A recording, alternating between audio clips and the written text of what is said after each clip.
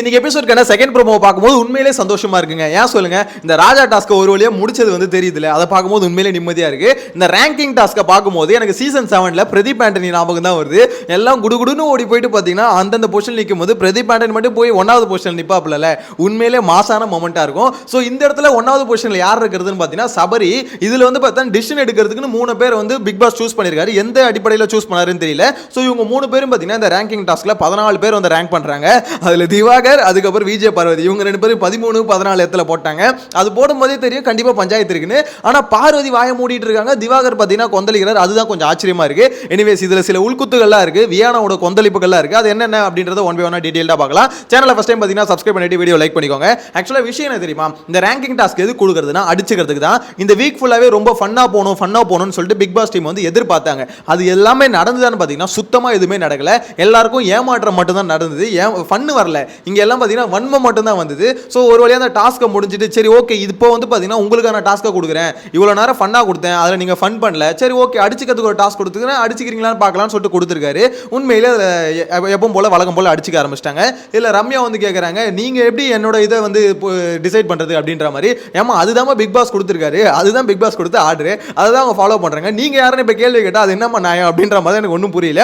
இதுல வர அந்த 14வது இடத்துல திவாகர் நிப்பாட்டிருக்காங்களே, எனக்கு தெரிஞ்சு திவாகர் இல்ல மொத்த பேர் எத்தனை பேர் 14வது இடத்துல நிப்பாட்டிருக்கணும். இதுல வந்து இந்த எப்படி சொல்றது, நம்ம இதுல வந்து மெச்சூர்டான ஆட்கள் யாரு அப்படின்னு நம்ம சூஸ் பண்ணும்போது சுபிக்ஷா போய் 2வது இடத்துல நிக்கிறாங்க, கெமி 3வது இடத்துல நிக்கிறாங்க.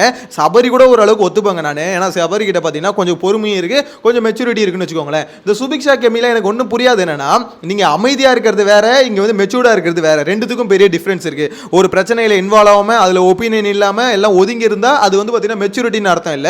அந்த பிரச்சனை ஒரு நம்மளுக்கான சுச்சுவேஷன் வந்து ரொம்ப டஃப் ஆகும் போது அந்த டஃப்பான சுச்சுவேஷன்ல எவன் எந்த டிசிஷன் எடுக்கிறான், எப்படி முடிவு எடுக்கிறான், எப்படி வார்த்தையை விடுறான், எப்படி அதை ஹேண்டில் பண்றான், அதை பொறுத்து தான் மெச்சூரிட்டின்னு ஒன்று இருக்கும். சுபிக்ஷா போய் 2வது இடத்துல நிற்கும் போது மெச்சூரிட்டி என்னன்னு எங்களுக்கு நல்லா பார்த்தோமா அந்த டாஸ்க்லயே. அதாவது ஒருத்தவங்களுக்கு வந்து வாக்கு கொடுத்துட்டு அதுக்கப்புறம் அது வந்து பாத்தீங்கன்னா அட எனக்கு வந்து நாமினேஷன் ரீபாஸ் வந்தா போதும் அப்படின்னு சொல்லி டக்குன்னு ஆப்பச்சு பத்தியா, அங்கேயும் மெச்சூரிட்டி என்னன்னு தெரிஞ்சிச்சு. இதுல மெச்சூர்டான ஆட்களா உடனே சில பேர் சொல்லலாம், ப்ரோ டாஸ்க்ல அதெல்லாம் யோசிக்கிறது தப்பு இல்லை ப்ரோ அப்படின்ற. அப்படி இல்லை, மெச்சூர்டான ஆட்கள்னா சொசைட்டியில வந்து கொஞ்சம் யோசிக்கணும், நம்மளுக்கான பேர் எப்படி போகும், கொஞ்சம் அந்த எப்படி சொல்றது, கொஞ்சம் யோசிக்கிறது வந்து கொஞ்சம் வைடரா யோசிக்கணும். இதுல வந்து சுபிக்ஷா போய் 2வது இடத்துல நிக்கிறாங்க, கெமி வந்து 3வது இடத்துல நிக்கிறாங்க. கெமி நீ ரொம்ப மெச்சூர்டாம எவன் உன்னை ஏமாத்துறான்னு உனக்கே தெரியல அப்படின்ற மாதிரி தான் இருக்கு. இதுல போய் கெமி 3வது இடத்துல நிக்கிறாங்க.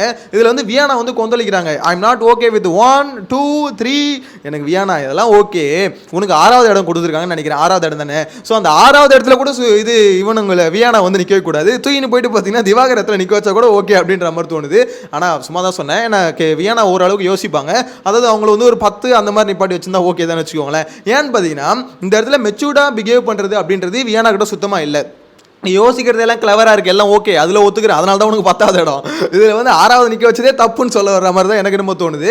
ஏன்னா ஃபுல்லா கிரிஞ்சி ரியாக்ஷன் கொடுத்துக்கிட்டு வெளியே வந்து பிரவீன் ராஜ் இருக்கார்ல, அவர் ஒரு இன்டர்வியூல பேசியிருப்பாரு, அந்த வீட்டுக்குள்ளே யாருங்க ரொம்ப நடிக்கிறது அப்படின்னு கேட்கும்போது அவர் ஓப்பனா வியானா பேர் தான் சொல்லியிருப்பாரு. நடிப்பு அரைக்கிங்க, அவங்க இன்னும் நடிப்பு ஒரு மாதிரி நடிப்பு சொல்றாங்க, ஒரு ஆக்டர் தானே எப்படி நடிக்கணுன்ற ஒரு இது இருக்குல்ல, ஸோ இது கூட பண்ண தெரியாம எப்படி இருக்காங்க அப்படின்ற மாதிரி சொல்லியிருப்பாரு. அதை வச்சு பார்க்கும்போது கிளியரா தெரியுது, ஏன்னா ஒரு ஆக்டருக்கு நடிக்கிறது எப்படின்னு தெரியணும், ஓவர் ஆக்டிங் என்ன பண்றோன்றது தெரியணும். அதுவே தெரியாம ஒரு மாதிரி கிரிஞ்சு பண்ணிட்டு இருக்குது மெச்சூர்டான ஒரு பிஹேவியரா என்ன பொறுத்த வரைக்கும் ஃபீல் ஆகலன்னு வச்சுக்கோங்களேன். இன்னொன்று எப்போ பார்த்தாலும் கேமரா செக் பண்ணுறது, எங்கே பார்த்தாலும் கேமரா நம்மளை பார்க்குதா, அங்கேருந்து பார்க்குதா, கேமரா ஃபோக்கஸில் இருக்குதா, இல்லை வேறு 10 பேர்ட்டு கேட்குறது கேமரா வேறு என்னையே ஃபோக்கஸ் பண்ணுது. இன்னைக்கு காலையில் கூட லைவ்ல பார்த்தேன், கேமரா வேறு என்னையே ஃபோக்கஸ் பண்ணிட்டு இருக்கு, கொஞ்சம் ஏன் என்ன ஃபோக்கஸ் பண்ணிங்க அப்படின்னு சண்டை வேறு.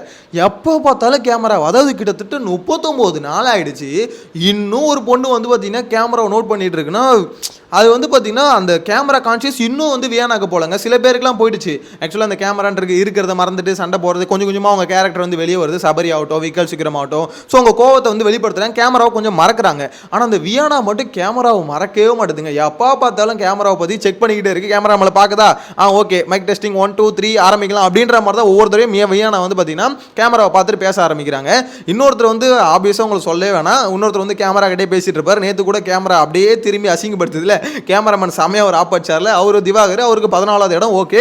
அதே மாதிரி விஜய் பார்வதிக்கு 13வது இடம் ஓகே அப்படின்ற மாதிரி சொல்லணும் அப்படின்ற மாதிரி தோணுது. ஆனால் விஜய் பார்வதிக்கு வந்து பார்த்தீங்கன்னா 13வது இடம் எப்படி சொல்றது, அவங்க வந்து எப்படி சொல்றது, அவங்க பண்ற விஷயம்லாம் ரொம்ப கேவலமா இருந்தாலுமே பார்வதிக்கு கொஞ்சம் கிளவரான மைண்ட் இருக்கு, அதை அக்செப்ட் பண்ணி தான் ஆகணும். ஸோ அந்த இடத்துல 13வது இடம்னா அதுக்கு முன்னாடி, ஏன்னா அதுக்கு முன்னாடி இருக்க பீஸுங்களாம் அவ்வளோ ஒன்றும் பெருசாக எதுவும் பண்ணல. ஸோ அதனால பார்த்தீங்கன்னா 13வது இடம் கொஞ்சம் ஓவர்னு தோணுது. திவாகருக்கு 14வது இடம் ஓடும், ஏன்னா சுத்தமாக மெச்சூரிட்டியும் இல்லை, ஒரு மைண்டும் உள்ள பார்த்தீங்கன்னா வேலை செய்ய மாட்டேது, மூளை வந்து ஆஃப் பண்ணி வச்சுட்டு தான் வந்திருக்காரு. ஸோ அதனால 14வது இடம் ஓகே தான். அதில் வந்து கொந்தளிக்கிறாங்க. இதில் கடைசியாக பார்த்தீங்கன்னா திவ்யாவும் சொல்கிறாங்க பாருங்க, இந்த மாதிரி இந்த ஜட்ஜஸ் யார் இவங்க ஜட்ஜஸ் வந்து டிசைட் பண்ணி ஜட்ஜஸ் வந்து பார்த்தீங்கன்னா சரியில்லை அப்படின்னு சொல்லிட்டு அவங்க மேலே தூக்கி பழிய போட்டுடுறாங்க. அதுதான் கரெக்டான பாயிண்ட். நீங்கள் யார், நீங்கள் எது என்ன பண்ணுறீங்க, நீங்கள் வந்து இது பண்ணுற ஆர்டர் பண்ணுற சரியில்லை அப்படின்ற மாதிரி ஒரு பாயிண்ட் எடுத்துகிட்டு வராங்களே. ஆக்சுவலாக இங்கே வந்து இந்த பாயிண்ட்டில் கம்பல்சரி சண்டை வரும். இதே பாயிண்ட்டை தான் ரம்யாவும் எடுக்கிறாங்க, இதே பாயிண்ட்டை தான் பார்த்தீங்கன்னா திவ்யாவும் எடுக்கிறாங்க. என்ன விஷயம்னா இந்த இடத்துல பார்த்தீங்கன்னா இவங்க வந்து சரியாக பண்ணல அப்படின்னு சொல்லிட்டு ஒரு சண்டை கம்பல்சரி வரும். இதில் வந்து சமாளிக்க போகிறது, மாட்டின் முழிக்க போகிறது யாருன்னு பார்த்தீங்கன்னா கம்பல்சரி இந்த 3 ஜட்ஜஸ் தான். அதில் அமித், விக்ரம், கனி இவங்க 3 பேர் தான் வச்சுக்கோங்களேன். இதுல எனக்கு தெரிஞ்சு விக்ரம் வந்து கொஞ்சம் பேசுவாப்ல, அமித் பேசவே மாட்டாப்ல, எப்பவும் போல சைலண்டா இருந்துருவாப்ல. இன்கேஸ் அமித் மட்டும் இருந்தாருன்னு வச்சுக்கோங்களேன், அமித்துக்கு தூக்கி எல்லாம் 1 நம்பர் கொடுத்துருப்பாங்க, மெச்சூர்டான ஆள் அவர் தான் அப்படின்ற மாதிரி. என்ன விஷயம் பார்த்தீங்கன்னா அமித் ரொம்ப வந்து காமான ஆள். இங்க வந்து அதுதான் சொல்லணும், யார் காமா இருக்காங்களோ அவங்க வந்து மெச்சூர்டான ஆட்கள் அப்படின்ற மாதிரி நம்பப்படுது இல்லை. அதாவது சொல்லுவாங்க இந்த அறிவாளிகள்லாம் அதிக பேச மாட்டாங்க அப்படின்னு சொல்லிட்டு ஒரு மித்து இருக்கு. நிறைய பேர் என்ன பண்ணுவானுங்க, ரொம்பவே பேச மாட்டாங்க, சுத்தமா பேச மாட்டானுங்க, ரொம்ப எப்படி சொல்ல, ரொம்ப காமா, ஹாய் ஹலோ வணக்கம் அப்படின்ற மாதிரி ரொம்ப சைலண்டாக அப்படி பேசும்போது, வார்த்தைகள் கம்மியாக யூஸ் பண்ணும்போது ரொம்ப அறிவாளின்னு நம்மளே நினச்சிப்போம்ல, ரொம்ப ஒரு மாதிரி இன்டெலிஜென்ட்டான ஆள் போல இவர் அப்படின்ற மாதிரி நினச்சிப்போம்ல. ஸோ அந்த ஒரு தாட் தான் பார்த்தீங்கன்னா இப்போ வீட்டுக்குள்ளே இருக்குது. அதனால தான் பார்த்தீங்கன்னா அமித், சபரி இவங்களை பார்க்கும்போது ரொம்ப மெச்சூர்டான ஆட்கள் அப்படின்ற மாதிரி தோணுது. சபரி இந்த லிஸ்ட்டில் சேர்க்கூடாது, ஏன்னா சபரிக்கு உண்மையிலே மெச்சூரிட்டி இருக்குது, அதை அக்செப்ட் பண்ணி தான் ஆகணும். ஏன்னா சபரி மேலே விமர்சனங்கள் இருந்தாலுமே நிறைய சுச்சுவேஷனே அவர் ஹேண்டில் பண்ணுற விதம், நிறைய இடத்துல வார்த்தையை விடுற இடத்துல கூட சில இடத்துல வார்த்தையை விடாமல் இருக்காருன்னு வச்சுக்கோங்களேன். ஸோ இந்த விஷயத்தில் பார்த்தீங்கன்னா சபரி கூட கொடுக்கலாம், 1 நம்பர் கொடுக்கலான்னு வச்சுக்கோங்களேன்.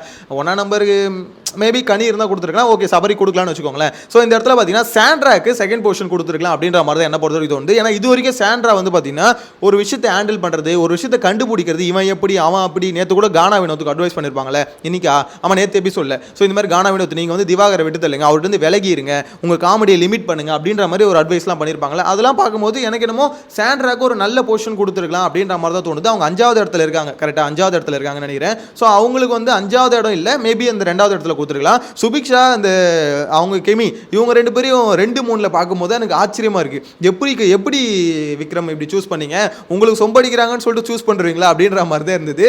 ஏன்னா இதில் விக்ரமோட இன்ஃப்ளூயன்ஸும் ஆப்வியஸாக இருக்கும்ல. 3 பேருமே பார்த்தீங்கன்னா எப்படி சொல்கிறது, ஃபஸ்ட்டு இருக்கிறது கனியோட ஆதரவாளர் சபரி, 2வது வந்து பார்த்தீங்கன்னா விக்கல் விக்ரமோட ஆதரவாளர் சுபிக்ஷா, 3வது வந்து பார்த்தீங்கன்னா விக்கல் விக்ரம் கனி இவங்க 2 பேருக்கும் சப்போர்ட் பண்ணுற கெமி.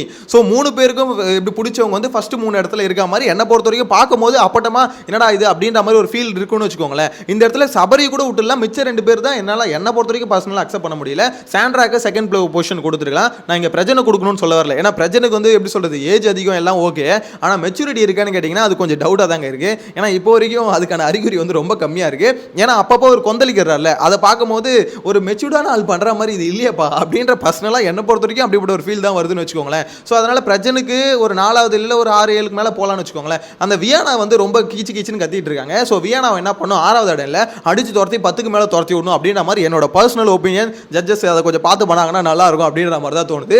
என்ன பொறுத்த வரைக்கும் இந்த டாஸ்க் வந்து இன்ட்ரெஸ்டிங்காக இருக்குங்க. ரொம்ப மொக்கையாக இந்த வாரமே பார்த்தீங்கன்னா ரொம்ப எப்படி மட்டமான ஒரு வாரமாக போயிடுச்சு. ஏன்னா இந்த டாஸ்க்கு ஒரு மட்டமான டாஸ்க், ஆக்சுவலாக இன்ட்ரெஸ்டிங்காக மாற்றிருக்கலாம்.